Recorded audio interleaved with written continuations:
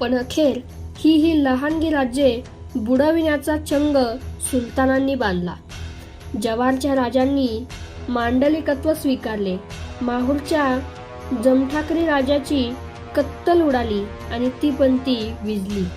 संगमेश्वराचीही स्वातंत्र्य महमूद गवानाने नष्ट केले. राजा जाखुराय ह्याने अखेर सुलतानापुढे गुडघे टेकले. माहीमची तळहाता एवढी असलेली स्वतंत्र सत्ताही बुडाली. बागलान मात्र कसेबसे तग धरून होते. परंतु जव्हार, माहीम, संगमेश्वर, बागलान आणि माहूर या सर्वांची मिळून भूमी एका जिल्ह्या इतकी सुद्धा नव्हती.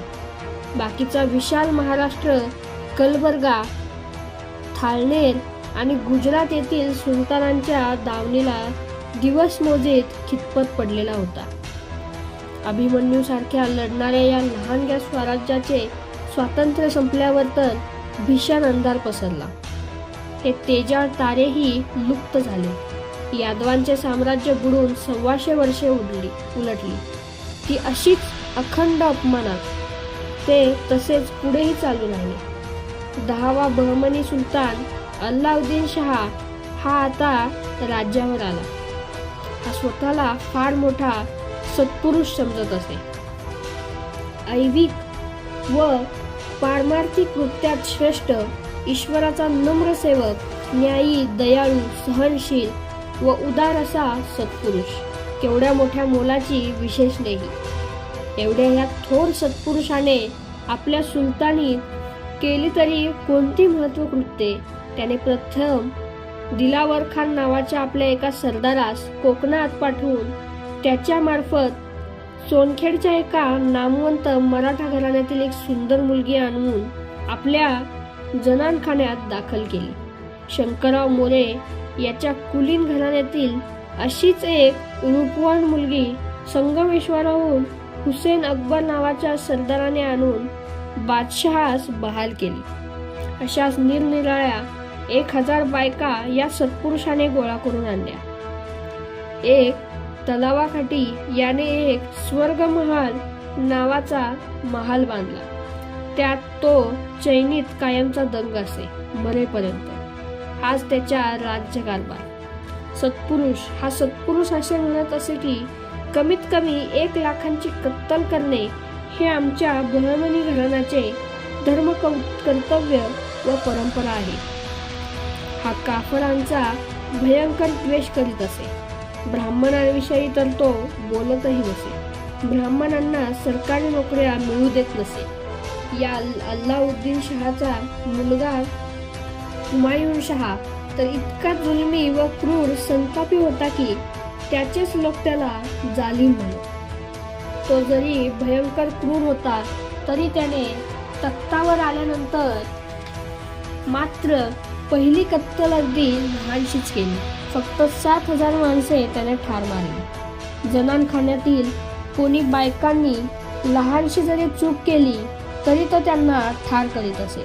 प्रजेतील कोणाच्या लग्नाची मिरवणूक जात असली तर भरवरातीतून तो नवरीलाच पळवून नेत असे. कशी जगत असेल प्रजा. याच कालखंडात सर्व मराठी संत निर्वाणाला गेले.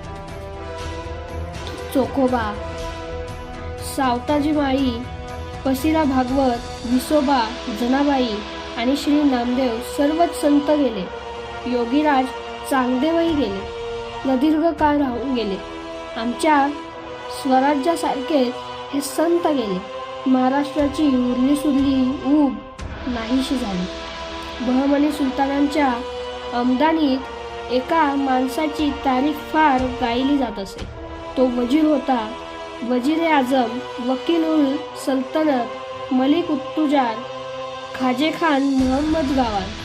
तो मोठा दिलपाक, रहमदिल, परवरदिगर, दिलदार इंसान होता. विद्याप्रेमी, न्यायी, धर्मशील व सुसंस्कृत होता. तो मानवतेचा साक्षात पुतळाच होता. सुसंस्कृत उच्च जीवनाचा केवळ आदर्श होता. परंतु सुंदर सुंदर मूर्तींच्या चक्राचूर उडवणे, कत्तलींना पाठिंबा देणे, स्वतःही यथाशक्य कत्तली करणे, जिहाद पुकारून कोकणातील मराठ्यांवर हल्ले चढवणे वगैरे गोष्टी महम्मद गावांच्या न्यायी, उदार, दयाळू, विद्याप्रेमी थोर मनात सहज सामावत. गावानाच्या विद्याप्रेमाचा, औदार्याचा, विरक्त आणि त्यागी जीवनाचा महाराष्ट्राला काडी इतकाही फायदा होत नव्हता. बिदरच्या त्याच्या मदरसाचा उपयोग महाराष्ट्राला थोडा तरी होता का? अजिबात नाही. याची मानवता ठराविक मानवांपुरतीच होती. सुलतान महमद शहाने तेलंगणात अनेक कत्तली केल्या, हजारो निरपराध माणसे मारली. त्यापैकी सुलतान महमद शहाच्या बरोबर कित्येक स्वाऱ्यात वजीर महमद गावान हा स्वतः हजर होता. सुलतानाच्या कौर्यावर बद्दल वजीर गावाने चुकूनही सुलतानाचा साधा निषेध सुद्धा केला नाही.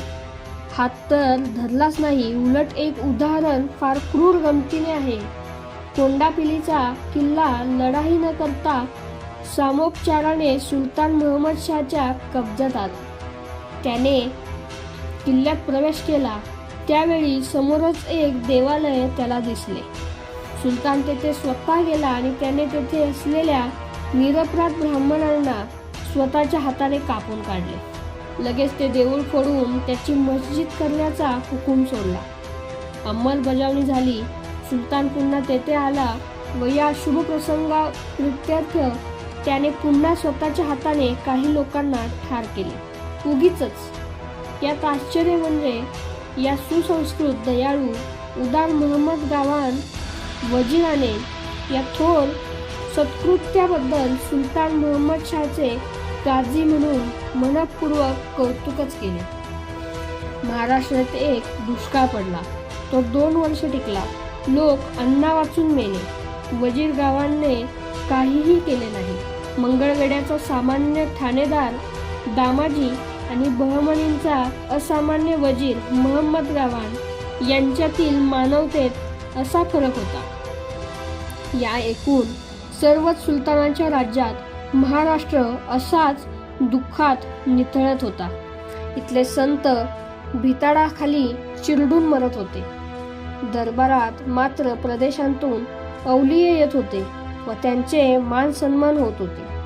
त्यांना इराणी, अरबी व तुर्की देशातून मुद्दाम आणवीत. अवलिया नाही सापडला तर त्याच्या पोरा नातवंडांना येथे आणून त्यांची थाटाची सरबराई होत असे. कर वसूल होई मराठ्यांच्या गाडग्या बडक्यातून आणि त्यावर उदार असत सुलतान. या सुलतानांच्या बहुरूपी लीला किती सांगाव्यात. लहरी, तापट, कपटी, खुनशी, मूर्ख, कत्तलबाज, दारूबाज, कामांध, लुटारू आणि चैनी नसेल तर तो सुलतान कसला. हे तर त्यांचे अंगचेच गुण. स्वकीयांचाही विश्वासघात करणे आणि जीवाला दगा करणे त्यांना सहज जमत असे. भावांचे डोळे काढणे, त्यांचे खून पाडणे म्हणजे त्यांच्या हातचा मळ. त्यांच्यातला न्यायी सुलतान काय न्याय देईल याचा नेम नसे. एखादा सुलतान दयाळू म्हणून गाजे, दयाळू म्हणजे कमी क्रूर. कोणत्या सुलतानाला कशाची लहर येईल याचा तर्क देवालाच काय पण सैतानालाही करणे अशक्यच असे. त्यांच्यातले सत्पुरुषही भयंकरच. सर्वात भयंकर माणूस म्हणजे गाजी. गाजी म्हणजे धर्मवीर आणि धर्मवीर म्हणजे कत्तलबाज. सुलतानशाहीत महाराष्ट्रांच्या कलांचा, विद्यांचा, शास्त्रांचा, भाषेचा, भावनांचा चोळामोळा होत होता. अतिसुंदर शिल्पकलेने नटलेले मंदिरांपैकी एकही मंदिर शाबूत स्थितीत सापडणार नाही. असेल तर दाखवा. वारंवार दुष्काळ पडत. एक दुष्काळ तर 12 वर्षे अखंड पडला. दुर्गादेवीचा हा दुष्काळ. अन्नपूर्णेचा महाराष्ट्र अन्नान्न स्थितीत रोज मरत होता. मराठी स्वराज्य बुडून 100 वर्षे उलटली. 200 वर्षेही उलटली. पारतंत्र्याची गडद रात्र ही ऐन अमावस्या होती. काळरात्रच. उषक कालाची अंधुकशीही आशा नव्हती.